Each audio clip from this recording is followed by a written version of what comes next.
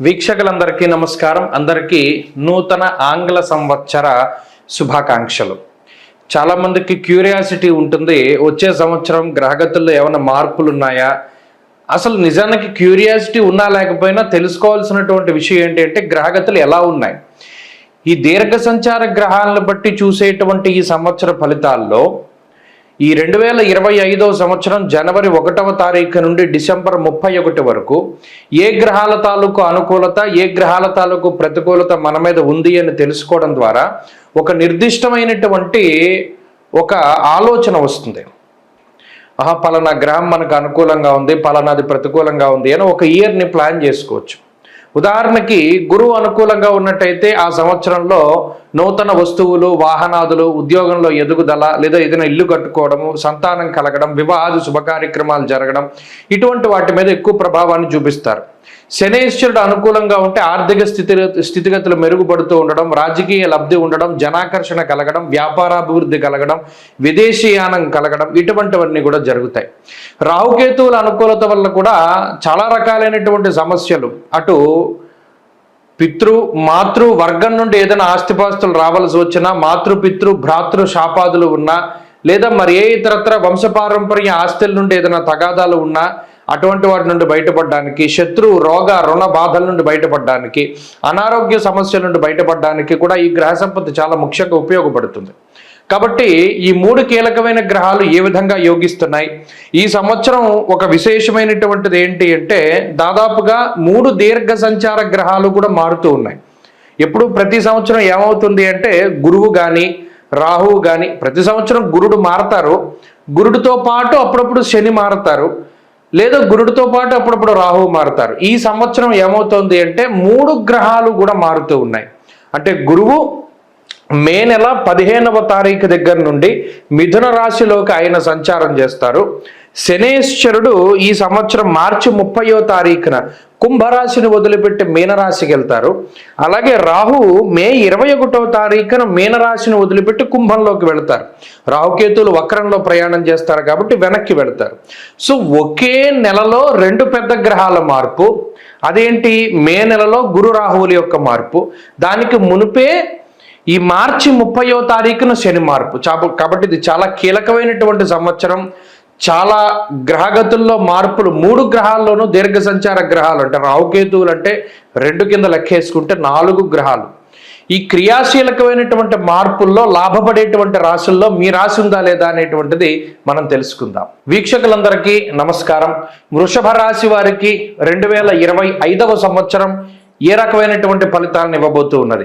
నేను మొదటి నుండి చెప్తూ వచ్చాను, వృషభ రాశి వారు ఎంత కష్టపడ్డారో అంతకంత గొప్పగా ఉండేటువంటి రోజులు రాబోతూ ఉన్నాయి. ఏదో ఒక సంవత్సరం పరిపూర్ణంగా వీరు మిగతా అందరి మీద ఆధిపత్యాన్ని చూపిస్తారని గతంలో నేను చెప్పాను. ఇప్పుడు అదే రకమైనటువంటి గ్రహస్థితి కనబడుతున్నది. మీరు గమనించండి, నేనే కాదు ఎవ్వరు చెప్పినా కూడా వృషభ రాశి ఇస్ ద టాప్ మోస్ట్ రాశి ఇన్ 2025. 2025వ సంవత్సరంలో వృషభ రాశి వారు మిగిలిన అన్ని రాశుల మీద పరిపూర్ణమైనటువంటి చక్కటి ఇంపాక్ట్ని కలగజేస్తారు. వీళ్ళు డామినేటివ్గా ఉంటారు. ఎందుకు? దీనికి రీజన్ ఏంటి అంటే 3 దీర్ఘ సంచార గ్రహాలు ఫేవరబుల్గా ఉండేటువంటి రాశి ఈ రాశి ఒకటే. అంటే అటు లాభస్థాన స్థితి శనేశ్వరుడు కానీ, దశమ కేంద్రంలో ఉన్నటువంటి రాహుగ్రహం కానీ, లేదా 2వ స్థానంలో ఉండేటువంటి గురుడు కానీ, ఇలా 3 దీర్ఘ సంచార గ్రహాలు పూర్తి స్థాయిలో యోగిస్తూ ఉన్నటువంటి రాశి వృషభం ఒక్కటే. ఇంకొక రాశి లేదు ఈ సంవత్సరంలో. సో వృషభ రాశి వారిదే ఈ సంవత్సరం మొత్తము 2025 అంతా కూడా వృషభ రాశి వాళ్ళే కనబడతారు.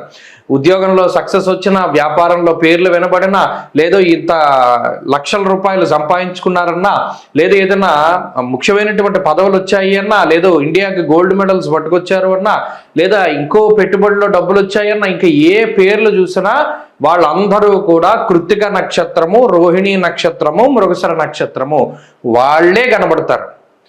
ఇది 100% జరుగుతుంది. కావాలంటే మీరు చూసుకోండి. ఎందుకంటే మన సౌఖ్యం యశోవృద్ధిం సౌభాగ్యం చ ధనాగమనాన్ని సూచిస్తూ ఉన్నాడు. గురుగ్రహం 2వ స్థానంలో మే 15వ తారీఖు దాటిన తర్వాత నుండి పూర్తి గురుబలం తోటి సౌభాగ్యంచ ధనాగమ అంటే ఎవరికైనా వివాహాది శుభ కార్యక్రమాలు జరగాలి అన్నా, సంతానం కలగాలి అన్నా, వంశవృద్ధి కలగాలి అన్నా, లేదా వస్తువులు, వాహనాలు, ఇళ్ళు ఇటువంటి వాటిని కొనుగోలు చేయాలి అన్నా, ఇటువంటి వాటిన్నిటికీ గురుడు కారకత్వాన్ని వహిస్తూ ఆయన శుభ ఫలితాన్ని ఇస్తారు.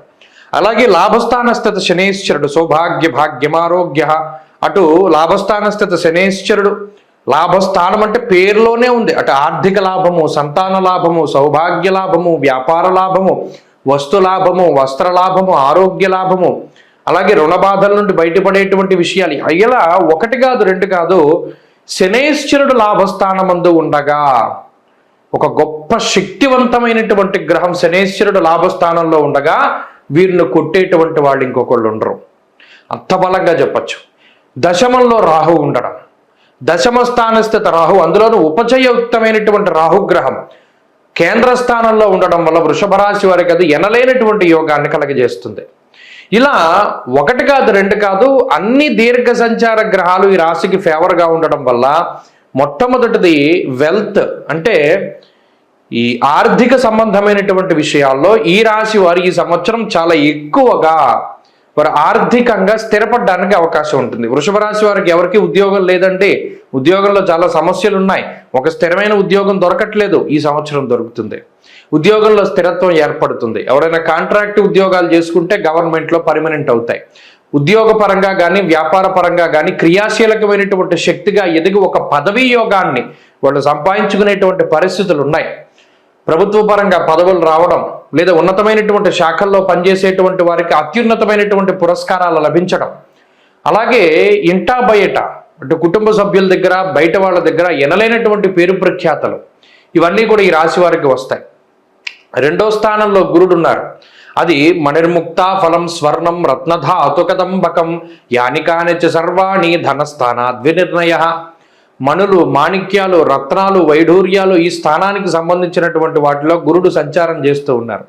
ముఖస్థానము, నేత్రస్థానము, కుటుంబ స్థానము, వాక్స్థానమందు గురుడు సంచారం చేస్తూ ఉన్నారు. ఆయా కారకుడు గురుడు యజన కీర్తి గృహకాంచన పుత్రవస్త్ర అశ్వాదికారకో గురుహు.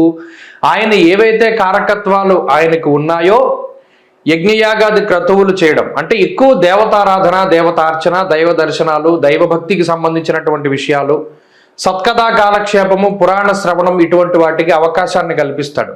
అలాగే సమాజంలో పేరు ప్రతిష్టలు పెరుగుతాయి. గృహం, ఇల్లు కొనుక్కోగలుగుతారు, ఇల్లు కట్టుకోగలుగుతారు, భూములు కొనుక్కోగలుగుతారు, బంగారం కొనుక్కోగలుగుతారు. గతంలో తాకట్టు పెట్టేశాం, గతంలో అమ్మేసుకున్నాం, మా బంగారం అంతా తిరిగి కొనుక్కోగలుగుతారు. సంతానం కలుగుతుంది, వస్త్రాలు కొనుక్కుంటారు, నూతనమైనటువంటి ఆభరణాలు, వస్తువులు, వస్త్రాలు, గృహోపకరణాలు, ఇళ్ళు ఎన్ని మనం చెప్పుకున్నా తక్కువే. అంత భోగం పడుతుందా అండి? నిజంగా పడుతుంది. గమనించండి, ఈ గోచారం అనేటువంటిది ఖచ్చితమైన ఫలితాన్ని ఇస్తుంది. ఈ రాశి వారికి మే దగ్గర నుండి రాజయోగం పడుతుంది. మీరు ఖచ్చితమైనటువంటి విషయాలను పరిగణలోకి తీసుకుని చూడగలుగుతారు. కాబట్టి ఈ సంవత్సరం అంతా వృషభ రాశి వారిదే. చదువుకునేటువంటి వారికి, ఉద్యోగం చేసుకునేటువంటి వారికి, వివాహితులకి, అవివాహితులకి, ఇలా ఎవరికి చూసుకున్నా ఈ సంవత్సరం వృషభ రాశి వారు టాప్లో ఉంటారు. మీరు మే దగ్గర నుండి చూస్తారు. ఈ సంవత్సరం అంతా కూడా చాలా బాగుంది. స్వస్తి.